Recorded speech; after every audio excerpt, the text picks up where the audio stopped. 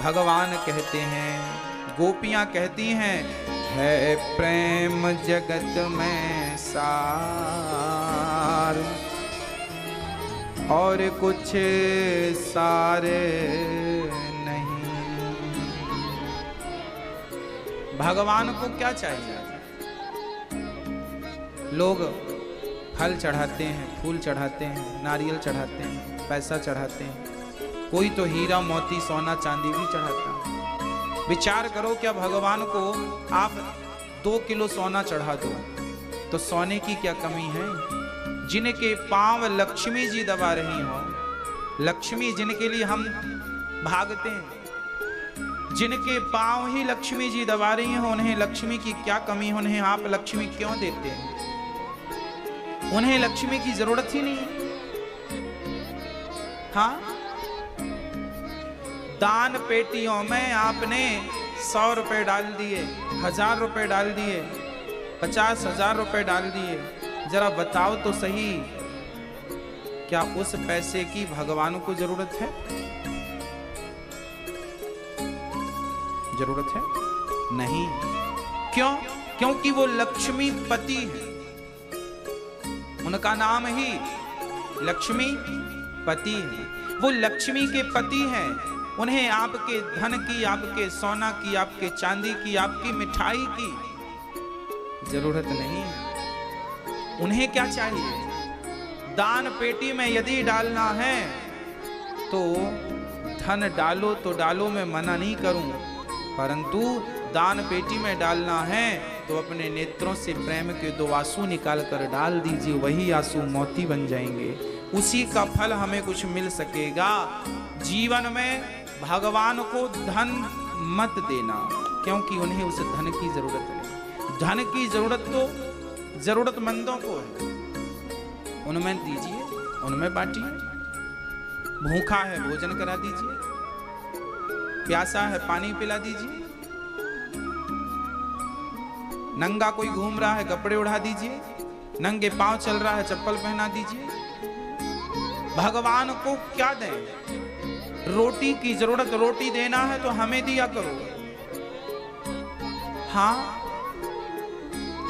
सोना देना है तो अपनी माँ के लिए बढ़िया सी सोने की चैन बनवाओ और अपनी माँ के गले में पहनाओ। बूढ़ी माँ के, माँ देख तेरे लिए चैन लाया हूं मोटी सी।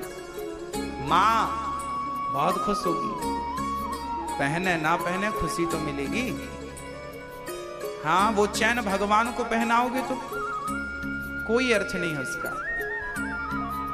इसलिए संसार, माँ को सोना दो, माँ को चांदी दो, जरूरतमंदों को सोना दो, चांदी दो, भूखे को भोजन दो। भगवान को क्या दें? भगवान के मंदिर में जाओ तो बस प्रेम से आंसू बहा दो। प्रभु, मैं आपके लिए आज सोना नहीं, चांदी नहीं, हीरा नहीं, मोती नहीं, मैं आज वस्तु चढ़ाने नहीं आया, आज मैं स्वयं अपने आप को आपके चरणों में चढ़ाने के लिए आया हूं। मैं खुद चढ़ूंगा आपके चरणों में। अभी तक हमने भगवान को वस्तुएं दी हैं। क्या दिया? वस्तु। अब भगवान को क्या दीजिए? हे प्रभु, आज मैं अपने आप को आपके चरणों में समर्पित करता हूं। क्या आपने कभी अपने आप को उनके चरणों में समर्पित किया? किया? आपने फूल ही चढ़ाए, आप नारियल ही चढ़ाए, आप लड्डू ही चढ़ाते रह गए, अपने आप को कभी नहीं चढ़ाया। अपने आप को, जैसे पत्नी पति के चरणों में अपने आप को समर्पित करती है कि नहीं? बोलो हाँ या ना। जैसे पत्नी अपने आप को आपके चरणों में समर्पित कर देती है, उसी प्रकार भक्त भगवान के चरणों में स्वयं। अच्छा, इस संसार में आपका क्या है, मुझे ये बताओ। बोलो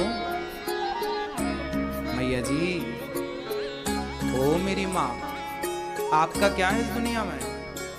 कुछ नहीं। ओ मेरी माँ, आपका क्या है? बोलो, कुछ नहीं।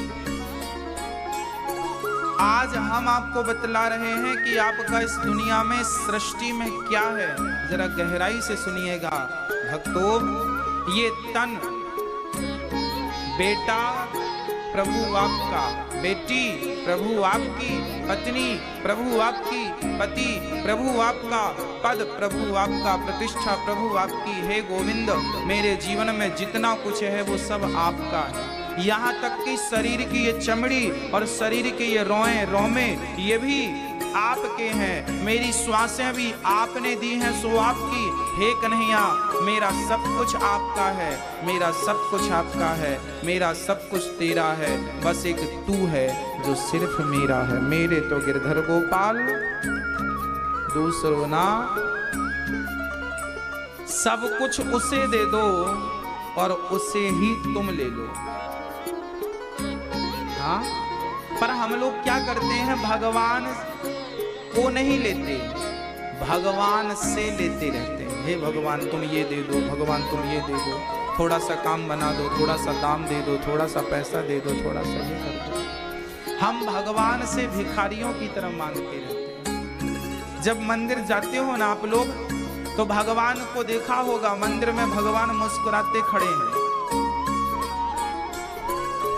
भगवान हर मंदिर में मुस्कुरा रहे हैं कि नहीं? स्माइल है ना ठाकुर जी के। क्यों हंस रहे हैं भगवान? ये देखकर हंस रहे हैं, आ गए भिखमंगे लोग, आ गए, अब मांगेगा मुंह फाड़ेगा।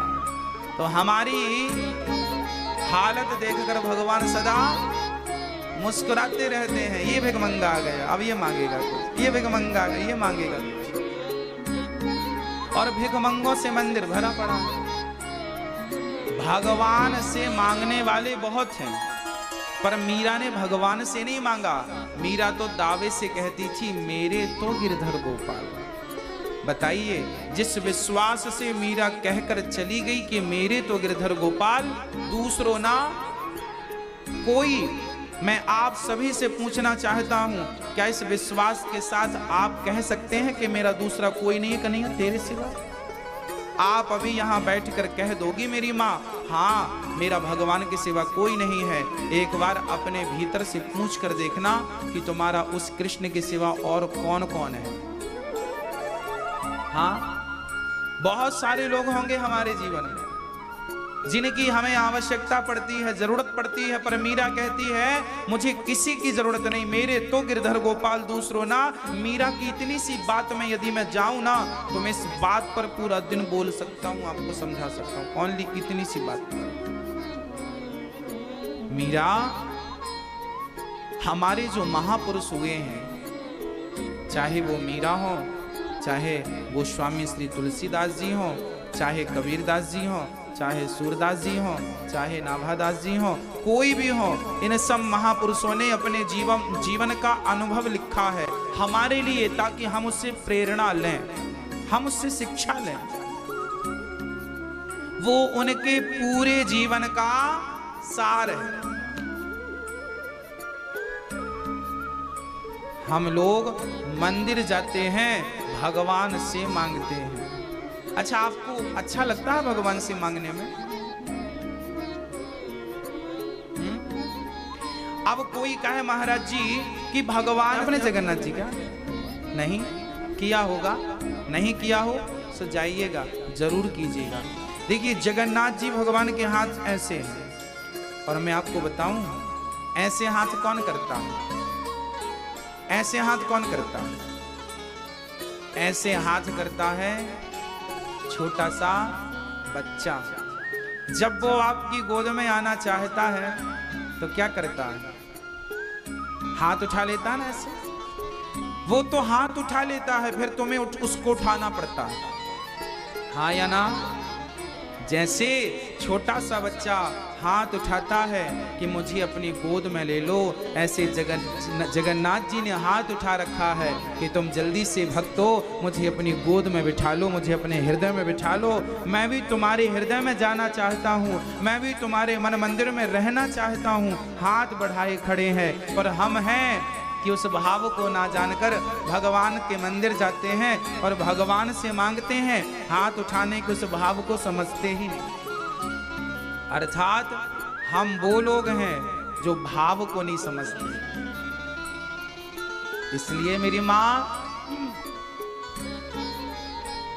भगवान की भक्ति के बिना भगवत प्रेम के बिना संसार की हर उपलब्धि फीकी है, अधूरी है। इसलिए भगवान से नहीं, भगवान को मांगना। बिहारी जी के दर्शन करने जाओ तो मन में भाव ये रखो, हे बिहारी जी कैसे हैं आप, कब से खड़े हैं आप भक्तों के लिए, थोड़ा विश्राम भी कर लीजिए, हम तो आपके दर्शन के लिए चले आए। भगवान जी का हाल चाल पूछ लो, भगवान कैसे हो, बिहारी जी कैसे हो, दर्शन कर लो। हाँ, मांगो कुछ मत, देख लो, तसल्ली कर लो बस। फिर आप कहेंगे महाराज जी मांगे तो फिर मांगे किससे? हाँ, अब इस बात पर भी मैं आऊं। अब आप कहेंगे महाराज जी हम तो भगवान से मांगते हैं, आप पहले ये कह चुके हैं। मैं ही कथा में कई बार ये बात मैंने खुद कही है कि मांगना है तो भगवान से मांगना, झोली फैलाना है तो भगवान के सामने, रोना है तो भगवान के सामने, दुनिया के लोगों के सामने मत रोना। ये मैंने ही कथा से कई बार कहा है। और आज मैं ये कह रहा हूं कि भगवान से नहीं मांगना, तो मेरी ये दोनों बातें तो क्रॉस कर रही हैं, आपस में मैच नहीं कर रही हैं। आपने ये दोनों बातें सुनी होंगी तो कंफ्यूजन पैदा हो जाएगा, महाराज जी आप तो दो प्रकार का बोल रहे हैं। ना ना, ये दो प्रकार का नहीं, इसे मैं समझाता हूं, इसे मैं स्पष्ट करता हूं। देखिए बात ऐसी है कि भगवान से वो चीजें मत मांगो जो संसार की। भगवान से मांगना चाहिए, पर क्या मांगना चाहिए वो भी विवेक का सब्जेक्ट। एक स्त्री जाती है मंदिर, हे भगवान बच्चे की नौकरी लग जाए, हे भगवान ये हो जाए, भगवान बेटी का विवाह हो जाए, हे भगवान घर बन जाए, हे भगवान दो पैसे आ जाए। ये संसार की तुच्छ चीजें हैं, ये बिना मांगे भी मिल सकती हैं। ये तो तुम्हारे भाग्य की चीजें हैं, भाग्य में पैसा होगा तो मांगने की जरूरत नहीं पड़ेगी। अमेरिका के लोग, जापान के लोग ये कौन सी भक्ति करते हैं? इनके पास तो पैसे की कमी नहीं है। आप तो कहेंगे कि पैसे, बिहारी जी की भक्ति करो तो पैसे आएंगे। तो अमेरिका के लोग, जापान के लोग, पाकिस्तान के लोग, चाइना के लोग तो बिहारी जी को नहीं मानते, अर्थात भगवान को नहीं मानते, फिर भी तो उनके पास पैसों की कमी नहीं है। उनके पास तो हम लोगों से ज्यादा पैसा है। देखिए मैया जी, एक बात तो आप समझ लो कि पैसा होना अलग बात है और भगवत प्रेम होना बिल्कुल अलग बात है। प्रेम की जो भाषा मैं बोल रहा हूं ये वही लोग समझ रहे होंगे, खग जाने खग ही की भाषा। हाँ, जिनके भीतर प्रेम है वो इस बात को समझ रहे होंगे, नहीं तो बात ऊपर से भी जा सकती है। दुनिया के तमाम लोगों के पास धन होता है, पर बिहारी जी से मिलने की उत्कंठा नहीं होती। एक सज्जन ने हमसे प्रश्न किया, महाराज जी भारत के लोग बड़े भक्त हैं, अच्छे लोग हैं, सत्य बोलते हैं, सही मार्ग पर भी चलने का प्रयास करते हैं, फिर भी यहाँ के लोग दुखी हैं। और तमाम दुनिया के यूरोप इत्यादि देशों के लोग तो कोई पूजा पाठ नहीं करते, फिर भी वो बहुत सुखी हैं, है ना? देखने को मिलता है। ये आजकल के बच्चे प्रश्न कर लेते हैं, महाराज जी ऐसा क्यों? अमेरिका, जापान, लंदन, पेरिस के लोग बिना भक्ति के खुश हैं और हम लोग कहते हैं भक्ति करो। देखिए दो चीजें, पैसा होना बड़ी बात नहीं है, पैसा तो वैश्या के घर में भी होता है, हाँ या ना? पैसा बहुत बड़ी बात नहीं है। दुनिया के तमाम लोगों के पास पैसे तो हैं, पर जिनके पास पैसा है उनसे पूछो कि तुम्हारे भीतर भगवत प्रेम कितना है। उन्हें पता ही नहीं कि हमने मनुष्य का तन क्यों पाया है। उनके तो तीन ही काम है, खाना, सोना और भोग भोगना। दुनिया में यही तो चल रहा है, खाओ, सो और भोग भोगो संसार की। इससे ज्यादा इन यूरोप के देशों में कोई चीजें हो तो आप बता दो मुझे। हम मनुष्य लोग, हम भारत के लोग आध्यात्म लोग हैं। हम खाने सोने और भोग भोगने पैदा नहीं भये, हमारे पास एक चौथी चीज भी जुड़ी है। हमारे यहाँ तीनों चीजें हैं, खाओ भी, सो भी, भोग भी भोगो तुम, पर एक चौथी चीज तुम्हारे संग जुड़ी है कि मरने के पहले तुम अपना आत्म कल्याण कर लेना, भगवत प्राप्ति कर लेना। ये चौथी चीज, ये ज्ञान केवल भारत के लोगों के पास है। और अब ये धीरे धीरे विदेशों में भी ये ज्ञान पहुंच रहा है, विदेशों में पहुंच रहा है। इसलिए बहुत सारे विदेशी, यहाँ तक कि क्रिश्चियन लोग अब हिंदू धर्म अपनाने लगे हैं। आज वृंदावन में जितने गोरे लोग हैं ये सब क्रिश्चियन ही तो हैं। वृंदावन में तुलसी की माला पहन के घूम रहे हैं, हरे कृष्णा जप रहे हैं। मतलब ये ज्ञान अब धीरे धीरे वहां सप्लाई होने लगा, पहुंचने लगा। तो लोग अब वहां के खाना पीना भोग से चौथी चीज अर्थात आध्यात्म की तरफ बढ़ने लगे। भाई ज्ञान था नहीं तो उनको तीन चीजें दिखती थी, थोड़ा सा ज्ञान आया तो पता चला नहीं यार तीन नहीं चौथी चीज भी है। हाँ, इसमें एक चौथी चीज भी है जो वर्षों से, करोड़ों जन्मों से जो केवल भारत के पास ये ज्ञान था। गीता का ज्ञान, वेदों का ज्ञान, आध्यात्म का ज्ञान। गंगा कहाँ है? ओनली भारत में। प्रयागराज कहाँ है? ओनली भारत में। और ये आपको बता दूं, जब प्रयागराज कुंभ का मेला लगता है ना मेरी माँ, जब कुंभ का मेला लगता है, सिंहस्थ जिसे हम कहते हैं, कुंभ का मेला 12 साल में एक बार आता है ना, प्रयागराज में, उज्जैन में, हरिद्वार में। इस बार हरिद्वार में है 14 जनवरी से। पूरी दुनिया में केवल भारत में ही कुंभ का मेला लगता है। और उस मेले में आप आश्चर्य मानेंगे, भारत के लोग तो आते हैं, दुनिया के तमाम देशों के लोग आकर के गंगा में डुबकी लगाते हैं और अपना सौभाग्य मानते हैं। ये कौन लोग हैं? ये वही लोग हैं जिन्होंने चौथी चीज को जान लिया, चौथे ज्ञान को जान लिया, जिनके पास तीन एक प्रकार का ज्ञान है, खाने का ज्ञान, भोगों का ज्ञान और सोने का ज्ञान। ये तो अपनी लाइफ में मस्त हैं। आजकल के बच्चे भी कहते हैं खाओ पियो मौज करो, किसने देखा कल? इनके पास ओनली 3 प्रकार का ज्ञान है, इनके पास अभी चौथा ज्ञान पहुंचा नहीं। जब ये चौथा ज्ञान पहुंचेगा तो ये तीनों ज्ञान फीके फीके नजर आएंगे। जब भगवत प्रेम जागता है ना भीतर, भगवत भक्ति जागती है, तो सोना भी दुश्वार लगता है, भोग भी अच्छे नहीं लगते। अरे मीराबाई रात रात भजन करती थी, क्यों? किसी ने कहा तू जबरदस्ती भजन करती है? ना ना, अरे भाई एक आदमी रात के 12 बजे तक दुकान में बैठा था। किसी ने कहा क्यों भाई 12 बजे सबकी दुकानें तो बंद हो गई, तुम दुकान में 12 बजे तक बैठे हो? बोले नहीं नहीं, हमारे यहाँ तो ग्राहक आते हैं, हम बैठे हैं 12 बजे तक। कितना मिलता है रात का? बोले हमें रात भर में 5-10 हजार रुपए मिल जाता, बड़ा मौज है। हाँ जी, एक लोभी को पैसा कमाने में जितना सुख मिलता होगा, भाई लोभी आदमी को पैसे में सुख मिलता है, ये बिल्कुल मानने की बात है, मानना पड़ेगा आपको। लोभी को पैसे में सुख मिलता है, कामी पुरुष को स्त्री मिल जाए तो उसमें सुख ढूंढ लेता है। लोभी को धन में सुख मिलता है, कामी को स्त्री में सुख मिलता है, जबकि भक्त को भगवान के भजन में सुख मिलता है। ये तो अपना अपना सुख है, कोई कहीं मस्त है। शराबी को कहो कि भाई तू शराब छोड़ दे, हम तुझे 56 भोग देंगे, स्वर्ग का अमृत पिलाएंगे, वो कहेगा अमृत नहीं, हमें तो प्याला शराब का पिलाओ, क्योंकि उसी में सुख मिल रहा है। हाँ, ये हमारे नौजवान भाई बहन आजकल तंबाकू पाउच खाते हैं। हमने कहा भाई काहे तुम पगुराते रहते हो भैंसों की तरह? गुटखा तंबाकू खाने वाला क्या करता? मुंह पे डालेगा फिर पगुराएगा। गाय को देखा पागुर करती है, भैंस को देखा खाने के बाद पगुराती रहती, मुंह चलाती रहती फिजूल का। ये तंबाकू गुटके वाले भी पगुराते रहते हैं। हमने इनसे कहा कि जितना मुंह तुम गुटखा खाकर चलाते हो, इतना ही मुंह भगवान का नाम लेकर चलाओ तो तुम्हारी नैया लग जाए पार। पर कौन समझे इन चीजों को? भाई देखिए, दोनों रास्ते हैं आपके पास। दूध का गिलास भी आपके सामने है, शराब का गिलास भी आपके सामने है। कौन सा पीना है, कौन सा नहीं पीना, वो आपकी अपनी विचारधारा, वो आपके अपने संस्कार हैं।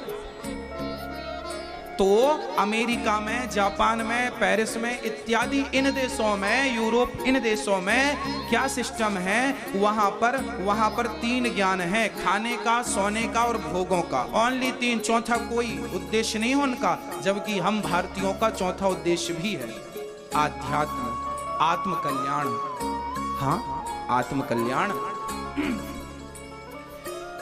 कोई कहे मैं नहीं मानता, मत मानो, क्या फर्क पड़ता है, मत मानिए ना साहब। चौथा भी है जिसे हम गीता कहते हैं। अमेरिका की सबसे बड़ी यूनिवर्सिटी में लोग गीता पढ़ रहे हैं, भारत में अब लागू हुई गीता। अब हमारी सरकार ने, नई सरकार ने, मोदी सरकार ने अब बच्चों को गीता पढ़ाना अनिवार्य कर दिया है। जो नई शिक्षा पद्धति आएगी इसमें गीता भी है, अच्छी बात है। ये बहुत पहले हो जाना चाहिए था, देश की आजादी के साथ हो जाना चाहिए था।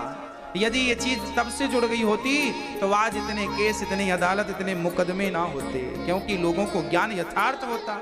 सच्चा आदमी जिसे ज्ञान है वो गलत काम क्यों करेगा? मुझे पता है कि मुझे पता है कि चींटी को मारना पाप है। मैं अपनी बात करता हूं, आपकी नहीं करूंगा, क्योंकि आपके बारे में मुझे कोई ज्ञान नहीं। मुझे अपने बारे में कुछ ज्ञान है, अभी और सर्च कर रहा हूं अपने बारे में, पूरा हो जाएगा तो बताऊंगा।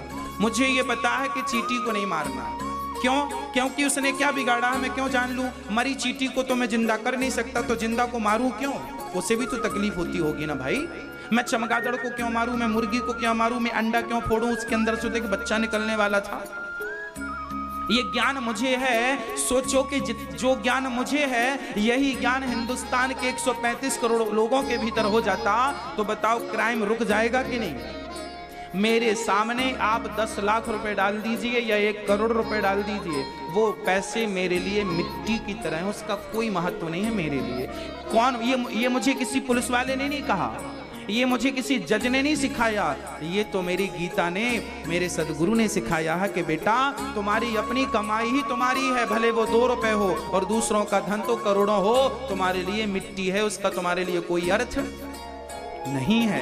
ये संस्कार यदि हर खोपड़ी में आ जाए तो कोर्ट और केस कचहरी की क्या जरूरत पड़े? बताओ क्या जरूरत पड़े? हमारी भागवत, हमारी गीता, हमारे वेद पुराण आपकी खोपड़ी में चले जाएं तो जीवन में आप बहुत सुखी हो जाएंगे। हाँ, इसलिए आपसे प्रार्थना करता हूं कि आप भगवान से प्रेम कीजिए, भगवान से मत मांगिए, भगवान को मांगिए। अच्छा, भगवान से क्या मांगना है? अब आप कहें महाराज जी भगवान से क्या मांग कीजिए? यदि मुझे कुछ देना चाहें गोविंद, हे श्याम सुंदर, मुझे कुछ देना चाहें तो बस मुझे यही दीजिए कि मैं आपको कभी भूलूं नहीं। हे नाथ, मैं दिन रात आपका चिंतन करता रहूं और मेरे झोली में आप अपने चरणों की धूल, अपने भक्तों की चरणों की धूल डाल दीजिए। और प्रार्थना करता हूं बिहारी जी, आपसे कभी कुछ मांगने की जरूरत ही ना पड़े, बस यही मेरी झोली में डाल दीजिए। आपके चरणों की, आपके भक्तों के चरणों की धूल मेरे मस्तक पर बनी रहे और नाथ मैं आपको कभी भूलूं नहीं। भगवान से यही कहो कि हे नाथ, मैं आपको कभी भूलूं नहीं, मैं आपको कभी ना भूलूं। यदि देना है तो मुझे यही दो कि मैं सदा आपको याद करता रहूं, सदा आपका स्मरण करता रहूं, सदा आपका चिंतन करता रहूं। नाथ कहो भगवान से, हे प्रभु आप ही हमारे माँ हो, आप ही हमारे पिता हो, आप ही हमारे बंधु हो, आप ही हमारे सखा हो।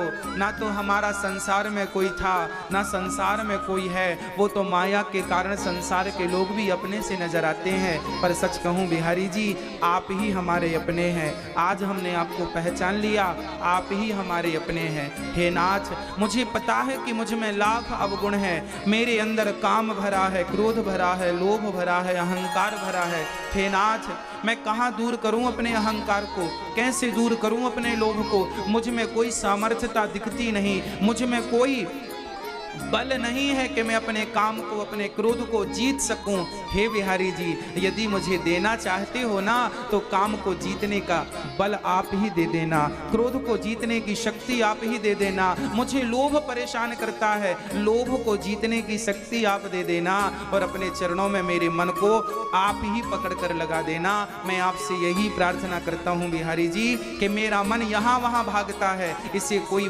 कंट्रोल कर सकता है तो केवल आप कंट्रोल कर सकते हैं। बिहारी जी, मेरे मन को मेरे वश में कर दीजिए, अपने चरणों में मन को लगा लीजिए, यही मैं आपसे प्रार्थना करता हूँ। संसार की वस्तुएं मत मांगिए। अब आप ये कहेंगे महाराज जी फिर क्या? मैं आपको एक बहुत अच्छी चीज बता देता हूँ। छोटा सा जो बच्चा होता है ना मेरी माँ, जो आपकी गोद में होता है, उस बच्चे को आप कभी ये नहीं सुने होंगे कि छोटा सा बच्चा आपसे ये कहे कि माँ भूख लगी है दूध पिलाओ। क्या छोटा सा 2 महीने का बच्चा कहता है कि मुझे भूख लगी है दूध पिलाओ? क्या वो कहता है कि मुझे सर्दी लग रही है जरा कंबल उड़ा दो? वो कहता है कि गर्मी लग रही है जरा मुझे एसी तो चला दो? ना, वो कभी कुछ नहीं कहता। उसके बिना कहे माँ सब चीज समझ जाती है कि नहीं कि मेरे बच्चे को कब किस चीज की जरूरत पड़ेगी। हाँ या ना? हाँ या ना? हाँ। उस बच्चे को गर्मी लग रही है, सर्दी लग रही है, दवाई की जरूरत है, दूध की जरूरत है, पानी की जरूरत है, किसे पता है? ये किसे पता है? ये उसकी माँ को पता है। क्यों? क्योंकि उस बच्चे ने माँ की गोद में अपने आप को समर्पित किया। माँ मैं तेरी गोद में हूँ, प्यासा रख भूखा रख मैं तो तेरा हूँ। प्रिय भक्तों, जब आप अपने आप को भगवान को सौंप देंगे तो मैं विश्वास दिलाता हूँ जैसे वो बच्चा मांगता नहीं है, माँ बिना मांगे उसकी सारी इच्छाएं पूरी करती है। उसी प्रकार जब तुम सच्चे भक्त बन जाओगे भगवान के, सच्चा प्रेम करना सीख जाओगे तो तुम्हें भगवान से मांगना नहीं पड़ेगा। तुम्हारे मन में जो विचार आएगा कहे बिना भगवान उसे पूरा कर देंगे, मांगने की जरूरत नहीं पड़ेगी। तो ये जो मांगने की झंझटें हैं ये समाप्त हो जाएंगी। कब होंगी? जब हमारा प्रेम बढ़ेगा। कहा घनश्याम ने उद्धव से वृंदावन जरा जाना, वहां की गोपियों को ज्ञान का कुछ तत्व समझाना। जाओ उद्धव, आज भगवान कहते हैं उद्धव जरा वृंदावन जाओ। कहा उद्धव ने हंसकर मैं अभी जाता हूँ वृंदावन, जरा देखूं कि कैसा है कठिन अनुराग का बंधन। है कैसी गोपियां जो ज्ञान बल को कम बताती हैं, निरर्थक लोक लीला का यही गुणगान गाती हैं। क्या कहती हैं गोपियां? है प्रेम जगत में सार और कुछ सार नहीं, मन कर ले प्रभु से प्यार और कुछ सार नहीं। शायद अहंकार को प्रकट कर सकता है, ज्ञानी को अभिमान आ सकता है, पर सच्चा प्रेमी जो है ना वो अहंकार के कचरे से बच जाता है। हाँ, गोपियां रोती हैं, तब उद्धव जी ने अपने पास से एक चिट्ठी निकाली और गोपियों को पकड़ाई। सुनो, ये कृष्ण ने भेजी है तुम्हारे लिए, इसे पढ़ लो। गोपियों ने जब सुना कि कृष्ण ने चिट्ठी भेजी है, बस कृष्ण ने भेजी है, सारी गोपियां उस चिट्ठी पर टूट पड़ी। एक सखी से दूसरी ने छीना तो एक टुकड़ा उसके हाथ में रह गया, दूसरी के हाथ, फिर तीसरी ने छीना, अर्थात वो चिट्ठी के कई टुकड़े हो गए। उद्धव ने कहा वाहरी गोपियों, कम से कम पढ़ तो लिया होता, इसमें लिखा क्या है? बिना पढ़े तुमने उसे टुकड़े टुकड़े कर दिया। तब गोपियों ने कहा उद्धव, जिसने कृष्ण को पढ़ रखा हो उसे उसकी चिट्ठी पढ़ने की क्या जरूरत है? मुझे पता है कि इसमें क्या लिखा। गोपियां वो गोपियां थीं जिन्होंने कृष्ण को पढ़ रखा था, उन्हें चिट्ठी पढ़ने की जरूरत नहीं थी। सारी सखियां अपना सपना सुनाती। सुनो, आज मैंने एक सपना देखा है। अच्छा क्या? आज कृष्ण मेरे सपने में आए। किसी ने कहा आज मटकी तोड़ी, किसी ने कहा आज मेरे घर आकर माखन चुराए, किसी ने कहा मेरे संग जरा झूम झूम के नाचे। तभी सारी सखियों ने श्री राधा की तरफ देखा, बोला राधा तुम बताओ तुमने कौन सा सपना देखा? राधा रानी रोने लगी, सखियों तुम कितनी भाग्यशाली हो कि तुम्हें नींद आ जाती है। नींद आती है तो स्वप्न आ जाता है, स्वप्न आता है तो स्वप्न में कृष्ण आ जाते हैं। राधा बोली मैं तो ऐसी अभागिन हूं कि मुझे तो नींद ही नहीं आती। जब नींद नहीं आए तो स्वप्न आने का सवाल खड़ा नहीं होता। जब स्वप्न नहीं आए तो कृष्ण के आने का सवाल क्या है? ऐसी राधा रानी कि उन्होंने पलक झपकाना भी छोड़ दिया। राधा रानी ने एक दीवार में चित्र बनाया है कृष्ण का, जिसकी आंखें बहुत सुंदर हैं, जिसके गाल बहुत सुंदर है, जिसके अधर अर्थात होंठ बहुत सुंदर है, हाथ बहुत सुंदर है, कमर बहुत सुंदर है, पर कमर के नीचे चरण, घुटने राधा रानी ने नहीं बनाए। उद्धव की दृष्टि पड़ी, कहा ये चित्र किसका है? बोले यही तो मेरे मनमोहन का है, यही तो वो कृष्ण है जो हम सबका मन लेकर चले गए हैं। उद्धव मन न भये 10-20, एक हतो वो श्याम संग चला गया। अरे बोले इसके पांव क्यों नहीं बनाए, लंगड़ा थोड़ी है कृष्ण। तब राधा रानी ने कहा उद्धव जैसे कृष्ण के पांव थे वो तो छोड़कर चला गया, अब तो जिंदगी से तस्वीर के भरोसे चलनी है, इसके पांव बना दूं और कहीं ये भी छोड़कर चली जाए तो फिर मैं तो बेमौत मारी जाऊंगी उद्धव, इसलिए मुझे इसके पांव नहीं बनाना। उद्धव कहते हैं, उद्धव का ज्ञान कहता है कि भगवान के ढेर पांव हैं, बिनु पग चलहि सुनहि बिनु गाना, कर बिनु कर्म करहि विधि नाना। वेद कहते हैं, पुराण कहते हैं, ज्ञान कहता है कि भगवान के करोड़ों पांव हैं, सहस्त्र शीर्षा पुरुषा, सहस्त्राक्ष, सहस्त्रपाद, सहस्त्रों हैं। पर गोपियां कहती हैं कि वो दुनिया के लिए पांव वाला हो, पर हमारे सामने आए तो लंगड़ा बनकर आए, ताकि आए तो सही, जाने का नाम ना ले। लंगड़े को जब तक हम ना ले जाएं कहीं तब तक वो जाए नहीं। इसलिए हमें तो पांव वाला कृष्ण नहीं, बिना पांव वाला कृष्ण चाहिए। ऐसा प्रेम गोपियों, ऐसा प्रेम जब उद्धव ने देखा तो उद्धव का ज्ञान तो बिल्कुल शून्य नजर आने लगा। श्री राधा रानी के चरणों में जब उद्धव जी गिरे तो राधा के बाजू में कृष्ण बैठे नजर आ गए।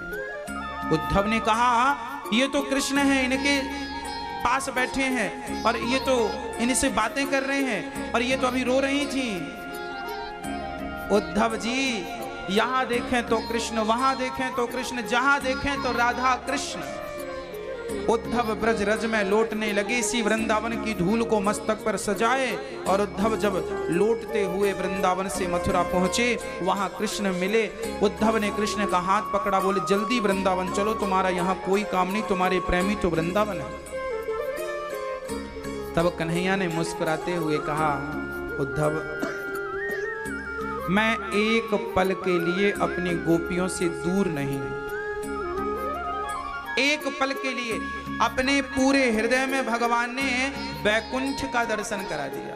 कहां, कौन सा वैकुंठ? वृंदावन रूपी वैकुंठ।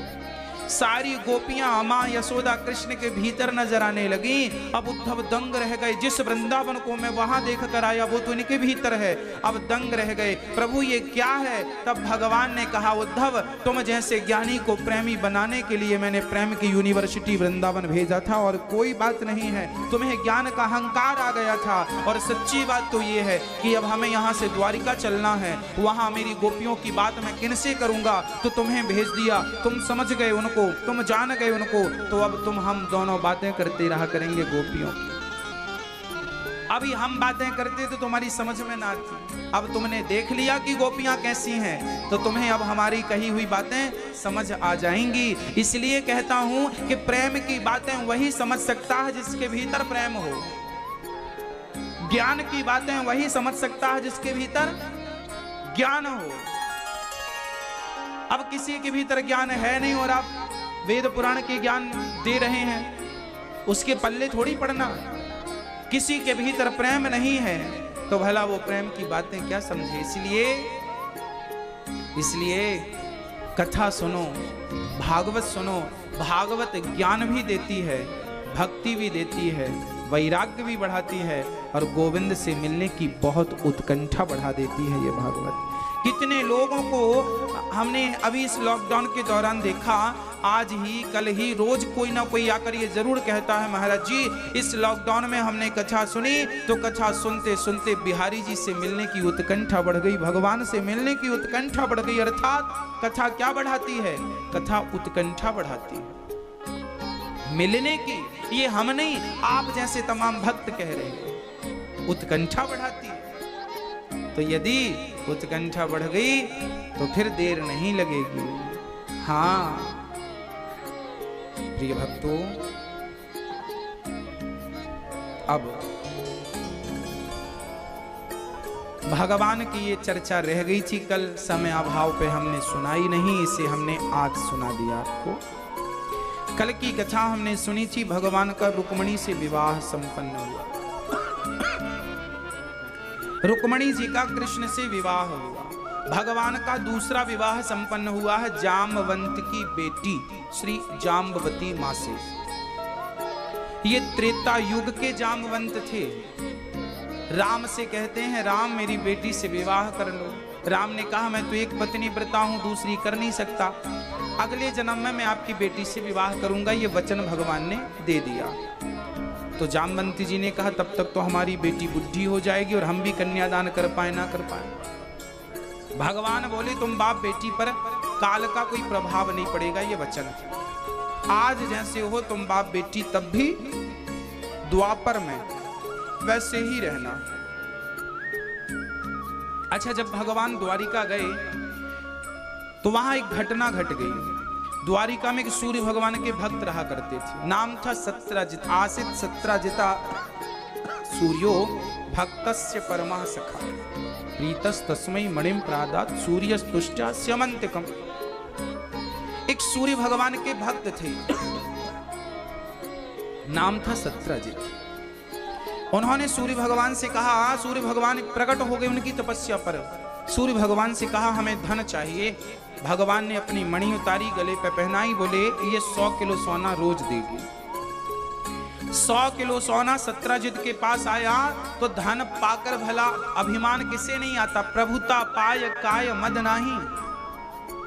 धन में अवगुण बहुत हैं। धन आए तो क्या करना चाहिए? बोलो मेरी माँ। धन आए तो क्या करना चाहिए? धन आवे तो धर्म करो। धन आए तो धर्म करो, नहीं तो वो धन अधर्म में आपको लगाकर सर्वनाश करा देगा। रावण के पास धन आया तो अधर्म करने लगा, पराई स्त्रियों को चुरा के लाने लगा।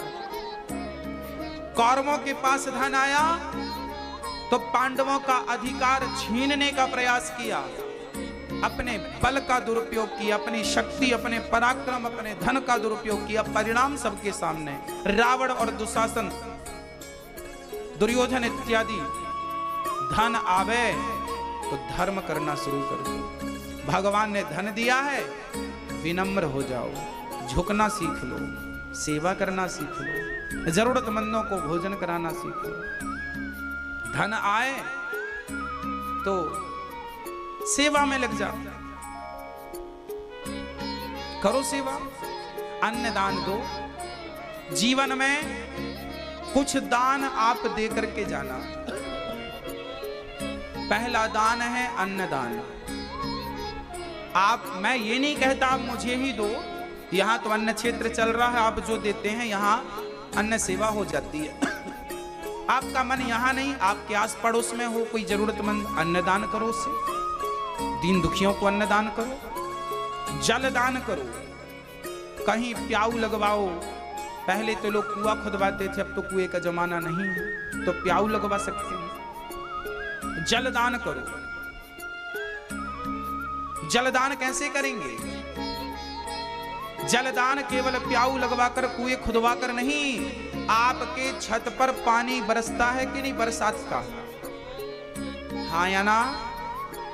1 करोड़ लीटर पानी आपके छत पर गिर जाता है कि नहीं 4 महीने में? 1 करोड़ क्या 50 करोड़ कहूं तो कम है। हाँ या ना? वो पानी आपके छत से नाली में, नाली से नाले में, नाले से नदी में, नदी से समुद्र में बह गया कि नहीं? उसका क्या उपयोग किया आपने? कुछ नहीं। अब आप इसका उपयोग करके आप जलदान कर सकते हैं। जलदान सबको कर, जलदान नहीं करोगे तो याद रखना प्यास से मरना पड़ेगा। हाँ, आप अपने घरों में वाटर हार्वेस्टिंग कराइए। वाटर हार्वेस्टिंग जानते हैं? एक जमीन पे गड्ढा खोदो, उस पे बड़े बड़े पत्थर डालो और छत के पानी का कनेक्शन उस पे कर दो, या तो 20, 25, 50 फीट पूरा गड्ढा खोद के, और वो क्या बोलते हैं, कौन सा पाइप आता, छेद रहते हैं जमीन के भीतर डालते हैं, कैसिंग बोलते हैं, कैसिंग पाइप। वो कैसिंग डाल दीजिए छेद बड़े बड़े करके, और बीच में उसके बड़ा बड़ा पत्थर भर दीजिए। क्या होगा, छत का पानी पूरा उससे जमीन के भीतर जाएगा, और तुम्हारी भारत माता जो है वो उस भारत माता की प्यास आप बुझाएंगे। यही जलदान है। भारत माता की प्यास कौन बुझाएगा? हम बुझाएंगे। वाटर हार्वेस्टिंग करा के आप बुझाइए, आप भी वाटर हार्वेस्टिंग कराइए। यही जलदान है। नहीं, आजकल प्याऊ याऊ की जरूरत ही नहीं है किसी को। कौन प्याऊ से पानी पी रहा है आज के जमाने में? आप प्याऊ लगवाएंगे भी तो कौन पिएगा? बहुत कम। जैसे तीर्थों में प्याऊ का जमाना है, और शहरों में तो प्याऊ याऊ का कोई जमाना ही नहीं आजकल। कोई नहीं पीता पानी प्याऊ का।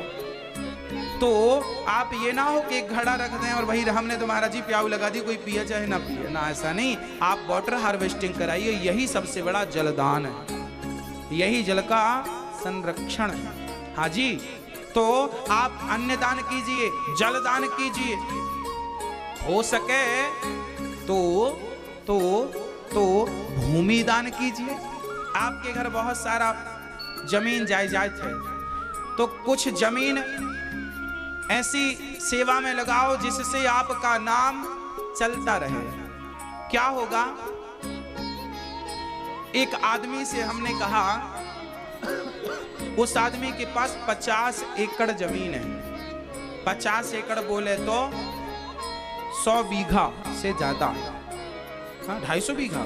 हाँ जी, 250 बीघा। एक आदमी को मैं जानता हूं, 50 एकड़ जमीन थी।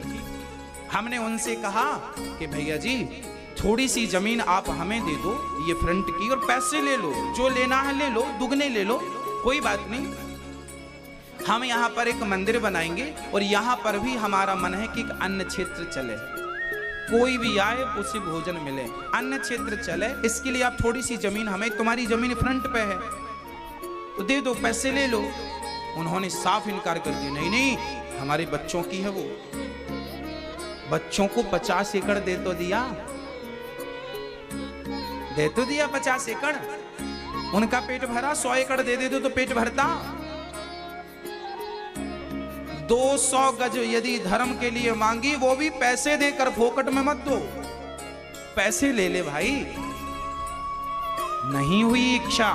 अब सोचो, आपके पास कोई जमीन पड़ी है, ज्यादा जमीन भगवान ने दी है, तो आप अपने जीते जी उसमें कोई ऐसा काम करके जाना, या तो स्कूल बनवाना।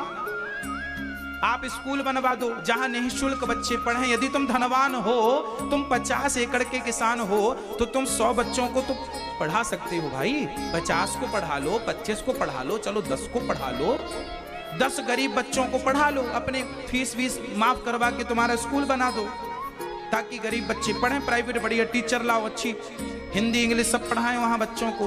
बच्चे शिक्षा के अभाव में तो ना रहें। धनवान हो तो जमीन दान करना। कैसे? स्कूल के लिए दान कर देना। जमीन दान करना तो हॉस्पिटल के लिए दान कर देना, ताकि वहां हॉस्पिटल बने और मरीजों का निःशुल्क इलाज हो और परमार्थ हो। जीते जी कुछ कर जाना, ऐसा कुछ काम, ऐसे ही नहीं कमा कमा के मर जाना। भगवान तुम्हें इतने कोड़े मारेगा ना, तुझे पैसा किस लिए दिया था? बच्चों के नाम करने के लिए। सारा बच्चों में फूंक के आ गया। नालायक बच्चे, लायक होते तो समझ में आता। अरे आपके पास 50 एकड़ जमीन है, 20-20 एकड़ बच्चों को दे दो, 20 बड़े बच्चे को, 20 छोटे बच्चे को, चलो 5 और दे दो, 5 बची। 5 एकड़ में भी तुम, यदि तुम बड़े जमींदार हो तो बात करो। तुम्हारे पास 1 ही एकड़ है तो मत देना। तुम्हारे पास 2 ही एकड़ है तो बिल्कुल जमीन का दान मत करना। तुम्हारे पास 5 एकड़ ही है तो जमीन का दान मत करना। जो तुम्हारे पास है वो दान करना। इतना दान ऐसे नहीं किया जाता कि आज दान कर दो, कल पश्चात हे भगवान काहे दान कर दिए, होता तो अच्छा हो जाता। ऐसे दान नहीं करना, नहीं घोर नरक जाओगे। क्षमता हो तो दान करो, और दान करने के बाद पश्चाताप ना हो। हाँ, इसलिए तुम 2 एकड़ के किसान हो, 5 एकड़ के किसान हो, मत करना दान। तुम 50 एकड़ के किसान हो, 100 एकड़ के किसान हो, तब तो तुम्हारा फर्ज है ना। भगवान ने तुम्हें जमींदार क्यों बनाया? ताकि तुम हॉस्पिटल बनाओ, ताकि तुम विद्यालय बनाओ और निःशुल्क कुछ बच्चों को पढ़ाओ, कुछ लोगों का निःशुल्क इलाज कराओ। हमारे पास तो 1 भी एकड़ नहीं है इस दास अनिरुद्ध के पास, फिर भी हम हॉस्पिटल बनाने का सपना रखते हैं। 1 भी एकड़ जमीन नहीं है, सपना रखते हैं, बनाएंगे। हाँ, जिनके पास है वो सोच नहीं रहे हैं। चलो हम तो भगवान का धन्यवाद करते हैं कि भगवान आपका बहुत बहुत धन्यवाद कि आपने हमें इस प्रकार की सोचने की, समझने की बुद्धि तो दी। हाँ, अपनों का पेट भरते भरते तो कितने मर गए। सभी में बांट कर खाए उसे इंसान कहते हैं। हाँ, यहाँ सुबह जब अन्न क्षेत्र चलता है ना, हजारों साधु जब पेट भर के खाते हैं तो वो बड़ा अच्छा लगता है, मुझे बड़ी तसल्ली मिलती है कि चलो भगवान ने जो जीवन दिया है उसका सदुपयोग हो रहा है। अन्न क्षेत्र आप लोगों ने देखा कि नहीं? देखा कि नहीं? देखा होगा, चलता है। अभी तो पुरुषोत्तम महीना चल रहा तो जगह जगह भंडारे चल रहे हैं। हाँ, अभी लॉकडाउन था ना, तब कहीं भोजन की व्यवस्था नहीं थी, तब हजारों लोग यहाँ आकर के प्रसाद भरपेट पाते थे। अभी ये पुरुषोत्तम महीना पूरा हो जाएगा तो जगह जगह के भंडारे बंद हो जाएंगे, फिर भी यहाँ भंडारा चलता रहे। अन्न क्षेत्र यहाँ, मैंने सपना, ये भी मेरा सपना है कि जब तक मैं जीऊं, मेरे मरने के बाद भी मैं कुछ ऐसा करके जाऊं कि यहाँ अन्न क्षेत्र चलता रहे। मरने के बाद की तो मैं गारंटी कुछ नहीं लेता, पर जीते जी मेरा विश्वास है कि ये अन्न क्षेत्र मेरी हर श्वास तक चलता रहेगा, जब तक श्वास है। हजारों लोग भरपेट भोजन करें और मेरी माएँ यहाँ आएं और यहाँ रहें, उनकी सेवा ये अनिरुद्ध करेगा। उनके पांव मैं दबाऊंगा स्वयं, उनके पांव में तेल मैं स्वयं लगाऊंगा, उनके आरती में स्वयं उतारूंगा और आप सभी को ये बताऊंगा कि माँ की सेवा कैसे की जाती है। माँ के चरणों की धूल मस्तक पर सजानी होती है। और मैं ये बात बता दूं कि माँ की कोई जात नहीं होती, माँ का कोई धर्म नहीं होता, माँ तो सिर्फ माँ होती है। इस माँ की सेवा कर लेना हम सब मिलके। इन माँओं के लिए ये आश्रम, सेवा आश्रम, जहाँ माँओं की सेवा, गौरी गोपाल आश्रम में माँओं की सेवा होगी। अन्न क्षेत्र चल रहा है और दवाई बोली, स्वामी जी आप बहुत सुंदर हैं, आपसे एक पुत्र की मैं कामना करती हूँ, आप मुझे एक बेटा दीजिए। स्वामी जी हक्का बक्का रह गए, क्या कह रही है ये महिला? स्वामी जी ने कहा बेटा मुझसे ही क्यों चाहिए? बोली आप ज्ञानी हैं, आपका बेटा आप जैसा ज्ञानी होगा। इसलिए मैया बैठ जाइए। बैठो, कहाँ जा रही हो मैया? अच्छा, भगवान के पास, ठीक है। हाँ, तो स्वामी विवेकानंद जी से उस स्त्री ने कहा कि आप बहुत सुंदर हैं, आपका बेटा भी आपकी तरह होगा, चरित्रवान होगा। स्वामी जी ने कहा देवी क्या भरोसा कि मेरा बेटा होता है या नहीं, और होता है तो मेरे जैसा होता, इसकी भी कोई गारंटी नहीं। एक काम करो, आपको मेरे जैसा बेटा चाहिए ना, तो आज से मैं आपका बेटा, आप मेरी माँ। स्वामी विवेकानंद जी ने उसके पांव पकड़ लिए, कहा कि आप मेरी माँ हो और मैं आपका बेटा हूं। ये भारत का चरित्र है, याद रखिएगा। कोई और पुरुष होता तो स्वीकार कर लेता, ठीक है, और विदेश में हाँ, कौन देखने वाला है? परंतु कोई देखे ना देखे, ईश्वर देखता। इसलिए मेरी आपसे करबद्ध प्रार्थना है, चरित्र ना बिगाड़िएगा। आज बहुत सारी स्त्रियां परेशान हैं क्योंकि उनके पतियों का चरित्र बिगड़ गया। बहुत सारे पुरुष परेशान हैं क्योंकि उनकी पत्नियों का चरित्र बिगड़ गया। और जिनका चरित्र बिगड़ा, याद रखना, पूरा घर बर्बाद हो जाता है। इसलिए, और खास बात मैं आपको बताऊं, खास स्त्रियों को, एक स्त्री अपने पति की हर गलती माफ कर सकती है, परंतु पति चरित्र से गिर जाए, ये पत्नी को माफ नहीं किया जाता। और मुझे तो ये लगता करना भी नहीं चाहिए। हर गलती क्षम्य है, हर गलती क्षम्य है, पर आपका पति चरित्र से फिसल जाए, आपको छोड़ के पराई स्त्री का संग करने लगे, ये क्षम्य नहीं है। ये तो आप भी क्षमा नहीं करोगी और भगवान भी क्षमा नहीं करेगा। इसके लिए आपको चाहिए कि आप अपने पति पर थोड़ा सी नजर बनाए रखें, थोड़ा सा अपने पतियों पर भी देखते रहें, क्योंकि पति अक्सर बाहर रहते हैं, आपको पता नहीं कि बाहर वो क्या चल रहा है उनका। जितना ख्याल बच्चों का रखना पड़ता है उतना ही पति का भी रखा करो। हाँ, स्त्रियां उनका ख्याल उनके पति रखें। अच्छा, कई बार ऐसा होता है कि पत्नी अच्छी है, पति भी अच्छा है, पर पति को शक हो जाता है पत्नी पर, मेरी पत्नी ठीक है कि नहीं। वो घर से बाहर चला जाता है काम पे और वो शक करता है मेरी पत्नी ठीक है कि नहीं, चरित्र की अच्छी है कि नहीं। अच्छी है पर शक के कारण भी रिश्ते कमजोर पड़ जाते हैं। इसलिए मैं आपसे निवेदन करूं कि आप दोनों को अपने रिश्तों को मजबूत करना होगा और चरित्र को लेकर के बिल्कुल स्ट्रिक्ट होना पड़ेगा। चरित्र पे कोई समझौता ना हो। और मेरी बहनों को भी मैं निवेदन करूंगा, आजकल के नौजवान बच्चे भी चरित्र से फिसल जाते हैं, छोटे छोटे। अभी हमारी बहनों से गोल गोल रोटी बनाना नहीं आता, पर ये प्यार व्यार करना अच्छे से जानती हैं। आजकल के बच्चों को प्यार हो जाता, पता आपको? 10-10 साल के बच्चों को 12-12 गोल गोल रोटी बनानी नहीं आती, बहन से प्यार करती है। व्हाट्सएप में रोज प्यार की बातें चलती, I love you I love you I love you चलता रहता है। अभी गोल गोल रोटी नहीं आती होगी। बच्चे सच बताऊं तो इन्हें पता ही नहीं कि ये इसकी कीमत क्या है, वैल्यू क्या, चरित्र तुम्हारा क्या है। ये देखिए संस्कार। इसलिए मैं तो दोनों से कहूंगा, हमारे बच्चों से भी हमारी बच्चियों से भी, आप दोनों अपने चरित्र का ख्याल रखिए। आजकल पढ़े लिखे बच्चे ना रिलेशनशिप में रहने लगते हैं, इन्हें पता नहीं एक ही कमरे में 2 लोग रहते हैं, लड़का भी लड़की भी। वो उसको कुछ बोलते हैं आपकी भाषा में, हमें तो पता नहीं, हम तो इतना जानते नहीं। बड़े बड़े शहरों में ऐसा होता है, मैंने सुना है। माँ बाप ने भेज दिया हमारी बेटी बड़े शहर पढ़ने गई है, वो पढ़ती कम है, कुछ और ज्यादा करती है। प्यार हो जाता है उससे, लव मैरिज हो जाता है, कोर्ट मैरिज हो जाती है। माँ बाप ये कहा करती थी कि बेटियों को बाहर ना भेजा करो। पुराने बुजुर्ग लोग कहते थे कि बेटियों को ज्यादा पढ़ाया मत करो। पुराने लोग इसलिए नहीं पढ़ाते थे बेटियों को ज्यादा, उन्हें डर लगता था कि बेटी पढ़ने बाहर गई तो कहीं उससे कोई परेशान ना करे या वो बिगड़ ना जाए। चलो अब तुम्हारे माँ बाप ने दिल में पत्थर रख के तुम्हें पढ़ाया, रिक्स लेकर तुम्हें शहर भेजा, तो तुम्हारी भी तो जिम्मेदारी बनती है कि माँ बाप का विश्वास न टूटे। क्या बाप ही बलिदान देगा, तुम्हें बलिदान नहीं देना पड़ेगा? हाँ, आज हमारी बहन बेटियों को माँ बाप पढ़ने के लिए भेजने लगे हैं बाहर, अच्छी बात है, शिक्षा जरूरी है। पर माँ बाप ने यदि विश्वास किया है तुम पर, तो तुम्हारा भी कर्तव्य है ना कि तुम अपने माँ बाप के मैरिज करती हैं। 99% मैंने देखा है, मेरी जिंदगी बहुत 30 वर्ष की उम्र है, पर मैंने बहुत कुछ देखा है।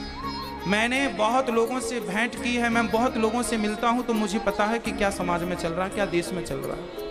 100 में से 99 लड़कियां जो लव मैरिज करके भागती हैं, कोर्ट मैरिज करती हैं, इनमें से 99% लड़कियां बाद में रोती हैं। आपके अड़ोस पड़ोस में नजर मार लेना, यदि मेरी बात गलत हो तो, बाद में रोती हैं कि हमने ये डिसीजन क्यों लिया।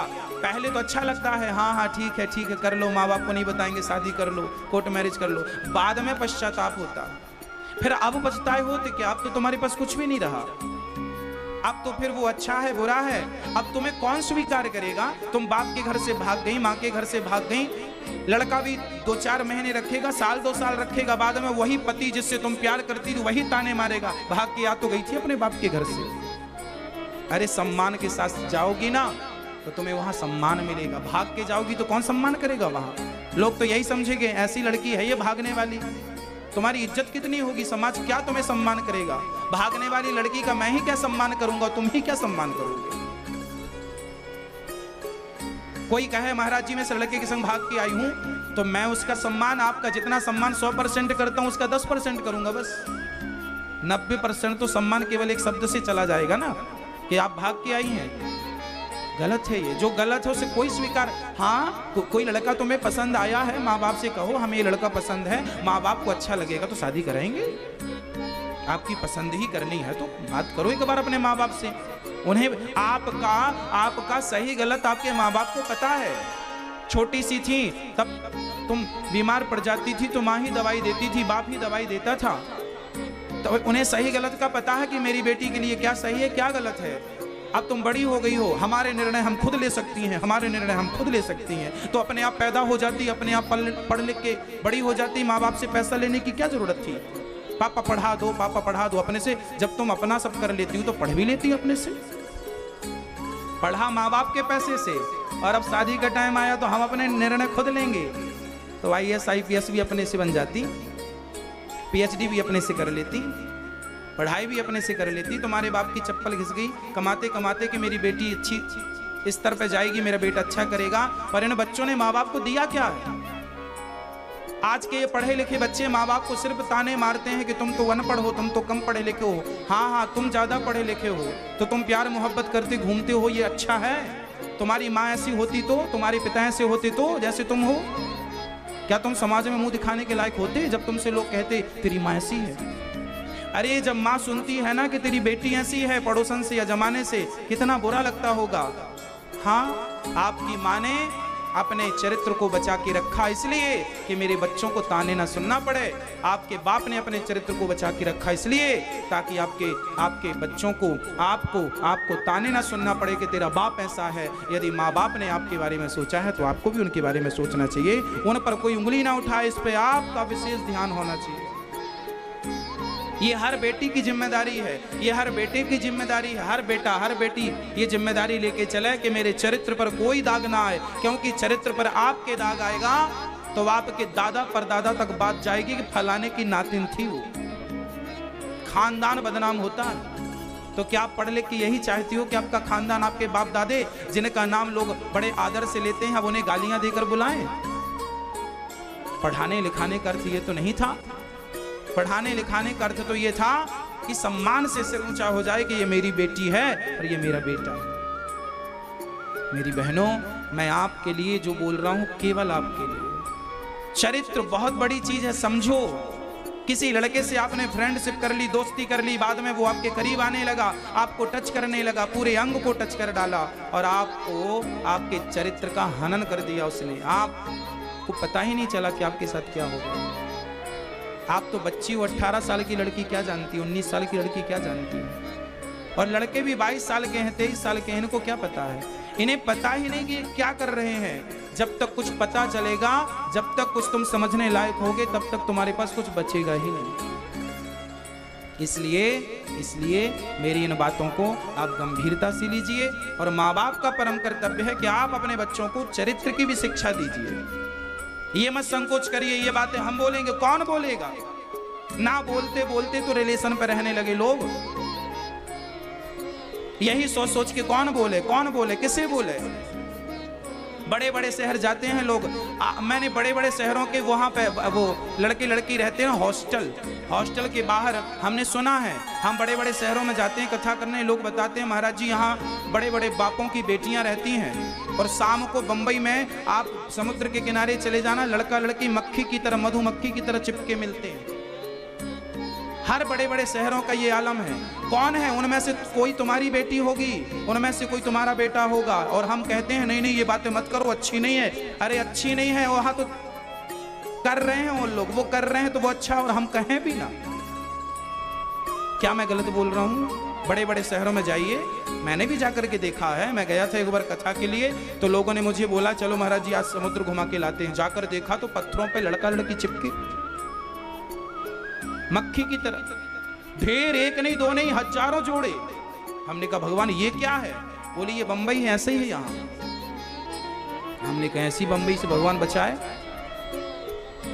ऐसे शहरों से भगवान बचाए जहां चरित्र का कोई ख्याल नहीं है।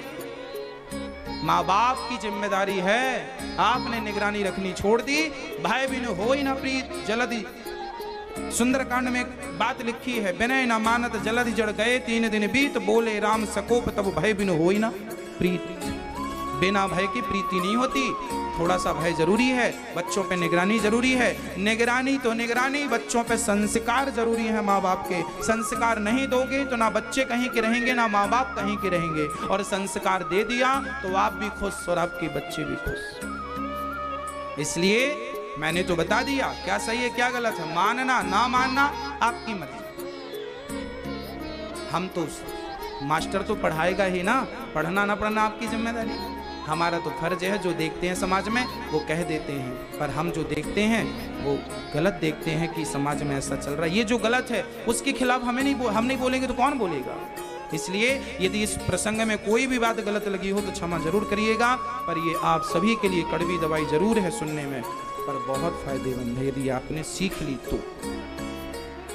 भगवान श्री कृष्ण गए, जंगल गए और वहां जब पहुंचे तो प्रसेन मरा पड़ा था।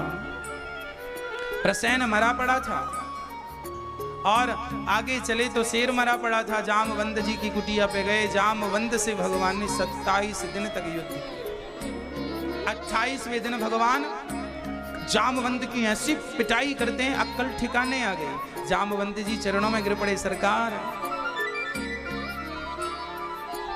हाँ चरणों में गिर पड़े, सरकार आप तो भगवान हैं। भगवान बोले पहली पहचान गए होती तो धुलाई काहे को होती। इतनी पिटाई करी जामवंत जी की नस नस ढीली पड़ गई। आज जामवंत जी ने कहा प्रभु मैं पहचान गया, मेरी बेटी से विवाह कर लो। भगवान ने बोला कहाँ तुम्हारी बेटी? बोली ये जाम्बवती। तो मणि, जो मणि थी वो मणि दहेज में भगवान कृष्ण को दी और जाम्बवती को लेकर आए। भगवान ने दूसरा विवाह जाम्बवती से किया। तीसरा विवाह भगवान ने किया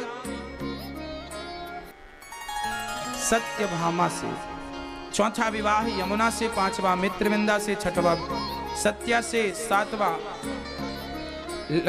भद्रा से, आठवां लक्ष्मणा से। भौमासुर नाम का एक दुष्ट था, 16,100 कन्याओं को उसने बंदी बना रखा था। उन सारी कन्याओं ने भगवान से कहा प्रभु मुझे इसके दुष्ट के बंधन से मुक्त करो। भगवान ने उस दुष्ट पर अटैक किया, भौमासुर को मार गिराया और उन कन्याओं को जेल से आजाद किया। देवियों किराया खर्चा हमसे लो और अपने अपने घर को जाओ। उन कन्याओं ने कहा प्रभु आपके सिवा हमारा इस दुनिया में कोई नहीं, इसलिए हम आपको छोड़ के नहीं जाएंगे, आप हमें स्वीकार कर लीजिए। अब समाज हमें स्वीकार नहीं करेगा, क्योंकि स्त्री पराये पुरुष के पास यदि किसी को दिख जाए तो लोग उसे स्वीकार नहीं करते। अब तो फिर भी ठीक है, पुराने जमाने में तो बड़ा इसका प्रचलन था। हाँ, उन कन्याओं को लोग त्याग दिए थे, ना भाई ना पिता कोई नहीं। अब जिन्हें कोई स्वीकार ना करे तो उन्हें भगवान ही तो स्वीकार करेंगे। उन 16,100 कन्याओं को कोई नहीं देख रहा था, सब यही कह रहे थे ये पर पुरुष के पास रहकर आई हैं, भौमासुर ने बंदी बनाया। भगवान ने कहा जिन्हें कोई स्वीकार नहीं करता उन्हें हम स्वीकार करते हैं। और भगवान ने उन कन्याओं से विवाह किया। टोटल विवाह हो गए 16,108 16,108 विवाह हो गए। भगवान ने इतने सारे विवाह किए। कई बार आप लोग कहते होंगे भगवान ने इतने सारे विवाह क्यों किए? भाई साहब भगवान ने सब इमरजेंसी केस थे, किसी के कार्ड नहीं छपे कि शादी की फलानी तारीख है, लगन फलानी तारीख है, तिलक फलानी तारीख, कोई बारात मंडप मायना कुछ नहीं, सीधे लेके भागो। सब इमरजेंसी केस थे। अब भगवान को करनी पड़ी, नहीं करते तो वो मर रही थी, बोले हम मर जाएंगी, तो मरने से अच्छा भैया भगवान कर लें विवाह। टोटल विवाह हो गए 16,108। हर रानी के 10 बेटा 1 बेटी, इतना बड़ा परिवार था, फिर भी भगवान मुस्कुरा रहे हैं। पर तुम्हारा एक विवाह हो जाता है तो मुस्कान खत्म हो जाती है, आदमी हंसना छोड़ देता शादी के बाद। आप बताओ शादी के पहले, शादी के बाद आपने ठहाका लगा के कब हंसे थे? हाँ ना, हंसना एक बार ठहाका लगा के हंसता ना तो पेट दर्द करने लगता, आंखों में आंसू आ जाते हैं। ऐसा वाला कब हंसे थे? मुझे पता है शादी के पहले ही हंसे होंगे आप। शादी के बाद तो फिर केवल दांत ही दिखते हैं, ही ठीक है, ठीक है, ठीक है। इससे ज्यादा आदमी हंसता नहीं यार। वो ठहाका कहाँ चले गए जो शादी के पहले थे? मैया नकली दांत दिख रहे हैं।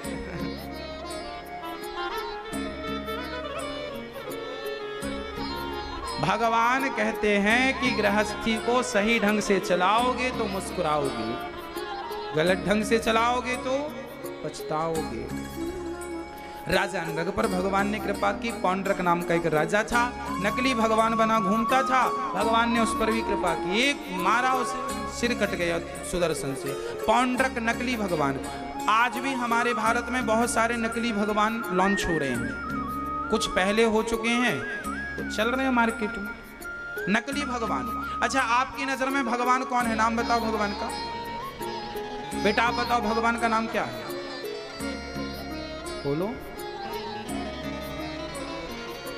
बोलो।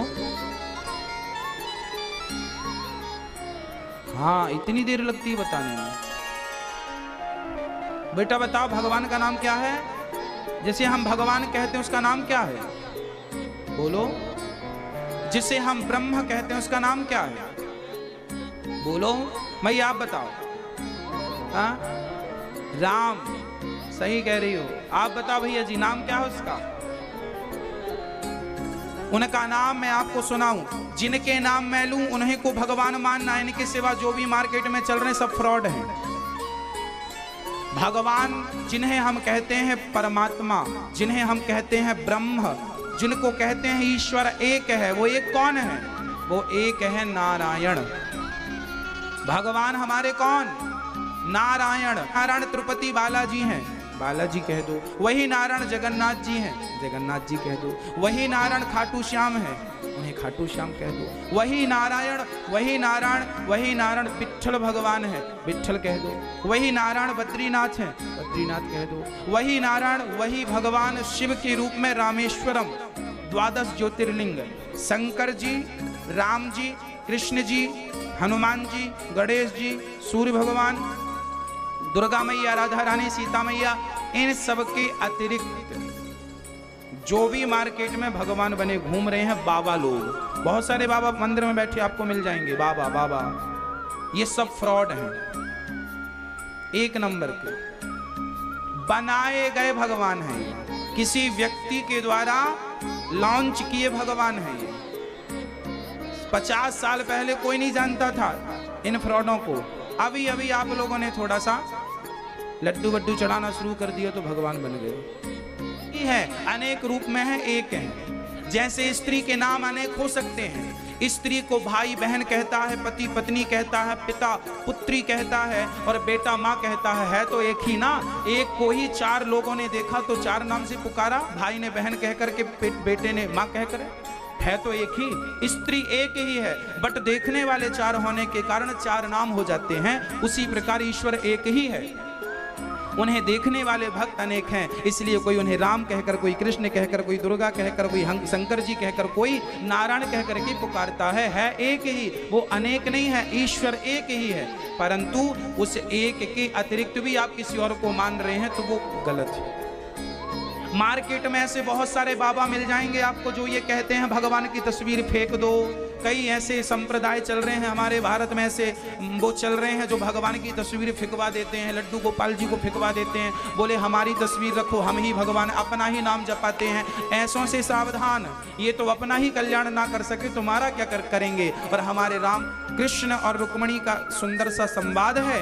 चित्रलेखा ने उषा और अनिरुद्ध का विवाह कराया, नृग की पावन चर्चा हुई और फिर इसके बाद दंतवक्र का उद्धार हुआ। भगवान के एक परम भक्त का नाम था सुदामा। टीवी पर जो भक्त कथा सुन रहे हैं, कथा टीवी से कट जाएगी और आप लोगों से प्रार्थना है यूट्यूब पर कथा देखिए, चल रही है यूट्यूब पर कथा देखिए, अनिरुद्धाचार्य यूट्यूब पे डालिएगा तो टीवी से कथा कट जाएगी, तो भी आपको सुदामा चरित्र जो कथा रह जाएगी वो टीवी के बाद यूट्यूब पे आपको प्राप्त हो जाएगी। भगवान के एक परम भक्त का नाम था सुदामा। कृष्णस्यासीत् सखा कश्चित् ब्राह्मणो ब्रह्मवित्तमः विरक्त इंद्रियार्थेषु प्रशांतात्मा जितेन्द्रिय।